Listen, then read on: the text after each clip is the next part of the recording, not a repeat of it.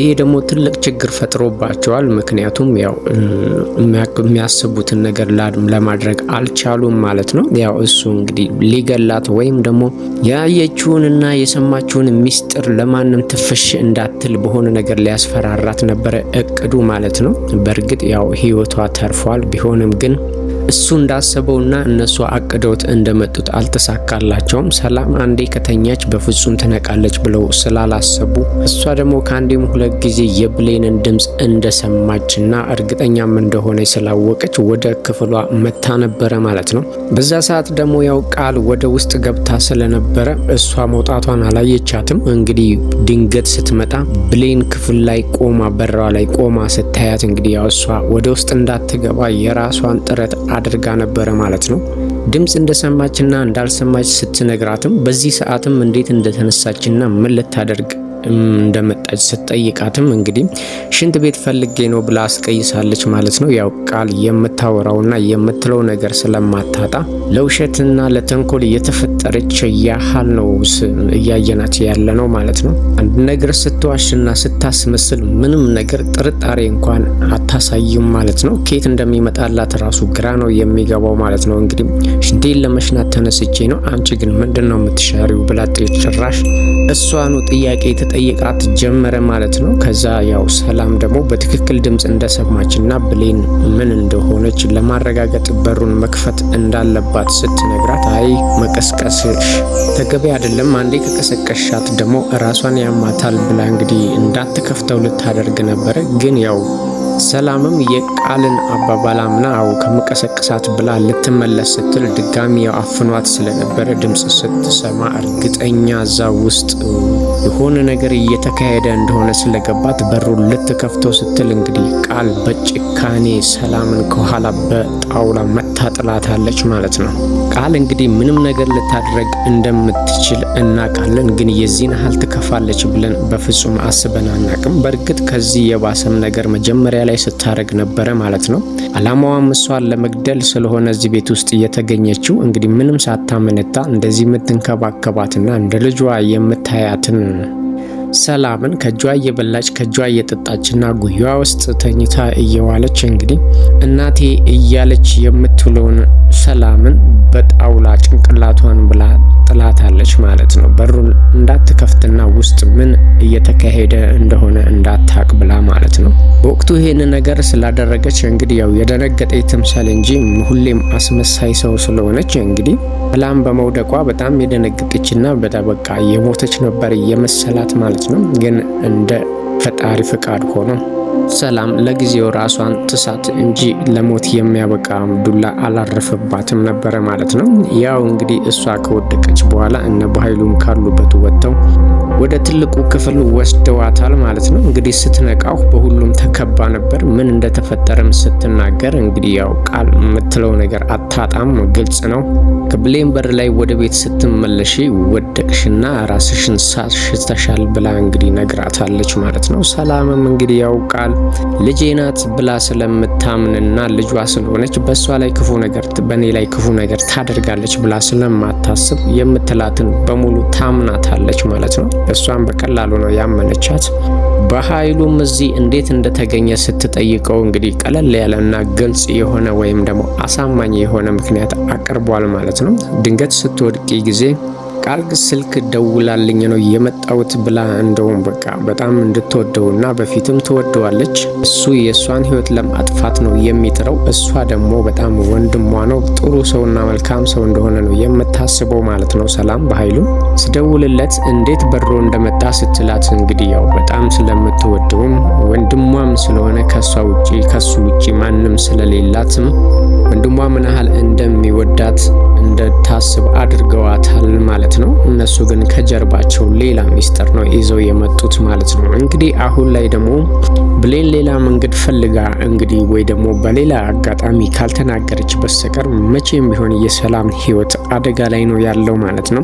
ብሌን ያልተረዳችው ነገር ይሄንን ነው። በእርግጥ እሷንም የያዘ ነገር ይዟት ነው። በእናቷ እያስፈራሯት ነው፣ ምንም ነገር እንዳታደርግ እያደረጓት ያሉት ማለት ነው። ግን ይሄ ዝምታዋ አንድ ቀን ሰላምን ሊጎዳት እንደሚችል ማሰብ አልቻለችም ማለት ነው። በእርግጥ እናቷ መሆኗን አታውቅም። እናቷ እንደሆነች ብታቅ ይህንን ሁሉ ነገር ይዛ አትቆይም ማለት ነው። አሁን እሷ እያሰበችና እየጣረች ያለችው ለአሳዳጊ እናቷ ነው ማለት ነው። እንግዲህ በሌላ በኩል የሆነ ነገር ተፈጥሮ ይሄንን የያዘችውን ሚስጥር ሰላም ጆሮ እንዲደርስ ካላደረገች በስተቀረ በኃይሉና ቃል እንግዲህ ባገኙት አጋጣሚ ሰላምን ህይወቷን ሊያሳጧትና ሁሉንም ነገር ድምጥማጡን ሊያጠፉት እንደሚችሉ ግልጽ ነው ማለት ነው። ግን አሁን ላይ ምንም እንዳትናገርና አርፋ እንድትቀመጥ አስገድደዋታል ማለት ነው።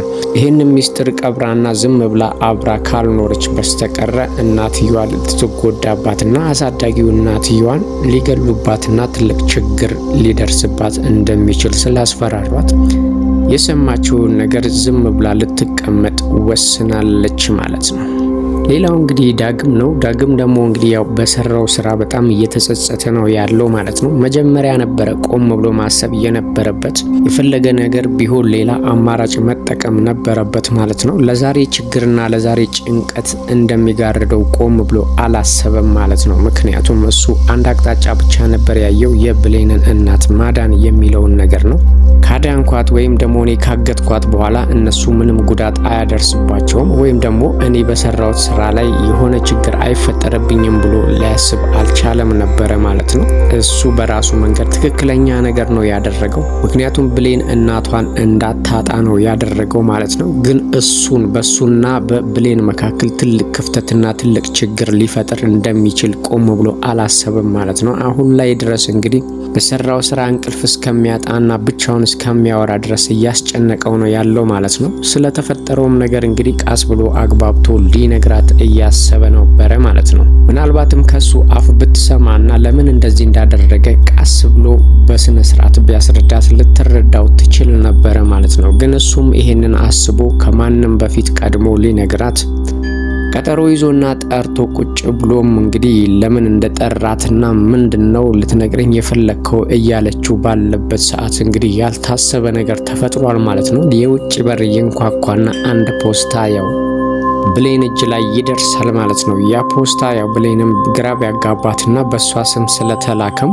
ማን ሊልክልኝ ይችላል ብላ እየተጨነቀች ባለችበት ሰዓት እንግዲህ ዳግምም አብሯት ስለነበረ ይሄ ያንቺ ሚስጥር ሊሆን ይችላል፣ ስለዚህ ይህንን ፖስታ ለብቻሽ ነው መክፈት ያለብሽ ብሎ ቢላትም እኔ ካንተ የምደብቀው ምንም አይነት ሚስጥር የለኝም ብለዋለች ማለት ነው። እንግዲህ ሁለቱም መልካም አስተሳሰብ አላቸው እርስ በርስ ማለት ነው። እንግዲህ ብሌኔ እያለ ሲጠራትም እሷ ለምንድን ነው ብሌኔ ብለህ የምጠራኝ ስትለውም እንደ ብሌኔ ስለማይሽ ነው ብሏታል ማለት ነው። ሁሌም ከጎና እንደሆነና ችግሯን በሙሉ እንደሚጋራትም ያው ግልጽ ነው። እሷም ይሄ አጠራር ተመችቷትና ደስ ብሎ ባለበት ሰዓት ነበር እንግዲህ ፖስታው ሌላ ታሪክ ይዞ የመጣው ማለት ነው። በኃይሉ እንግዲህ መቼም እንደማይተኛና እነሱን ለማጥቃት ተግቶ እንደሚሰራ ግልጽ ነው።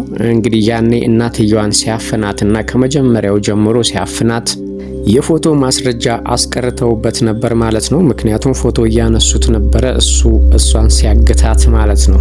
ስለዚህ አሁን ደግሞ እሱ ያንን ነገር ስለካዳቸውና የብሌን እናትን ስለለቀቃትና ወደ ብሌን ስላደላ እነሱ ደግሞ ሁለቱን ማለያየትና ማጣላት ስለሚፈልጉ እንግዲህ የፎቶውን መረጃ ለብሌን በፖስታ አሽገው እንግዲህ ቤቷ ድረስ አምጥተውላታል ማለት ነው። እንግዲህ አብረው ቁጭ ብለው እያለ ስትከፍተው ያየችውን ነገር ማመን አቅቷታል። ከአፏም ቃላት ማውጣት አቅቷት እንግዲህ እንባዋ ብቻ ነበር ሲፈስ የነበረው ማለት ነው። ዳግምም የተፈጠረው ነገር በጣም አስደንግጦታል። አሁን ምን ሊላትና በምን ምክንያት ሊያሳምናት እንደሚችል ባናቅም አሁን ላይ ግን ብሌን ነገሩን በፎቶ ከምታየው ይልቅ እሱ አስቀድሞ ቢነግራት ነገሮች ይቀሉ ነበረ ማለት ነው። አሁን ከእንግዲህ በኋላ በፍጹም ልታምነው አትችልም። ምናልባት እናትየዋም እንግዲህ የሆነ እጇን አስገብታ ለምን እንደዚህ እንዳደረገና እኛን ለመርዳት ነው ብላ ካላስተባበለቻት በስተቀር የዳግምና የብሌን ነገር እንግዲህ ሊያበቃለት ይችላል ማለት ነው።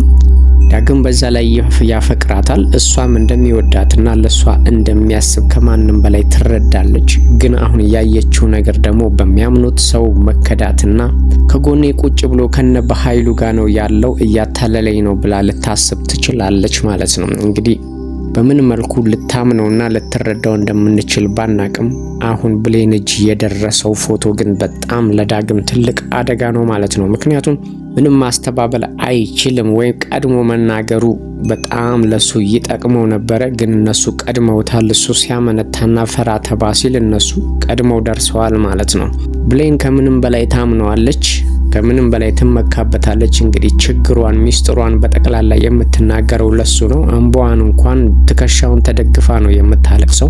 እሱም እየነገራት ነበረ። እንግዲህ ማልቀሷን አይቶ አልቅሰሻል ወይ ሲላት እኔ ከማልቀስ ውጪ የማደርገው ነገር የለኝም ስትለው እንግዲህ ፈገግ ማለት ራሱ ትልቅ ነገር ነው ብሎ ፈገግ እንድትል ራሱ የሚያደርጋት እሱ ነበረ ማለት ነው። ይሄንን ስታስብና እንግዲህ እጇ ላይ የደረሰው ነገር ደግሞ እናቷን ሲያግታት፣ ሲያፍናት፣ ሲያስራት እንግዲህ ሁሉም ነገር ማስረጃ በፎቶ እዛ ጋር ቁጭ ብሏል ማለት ነው።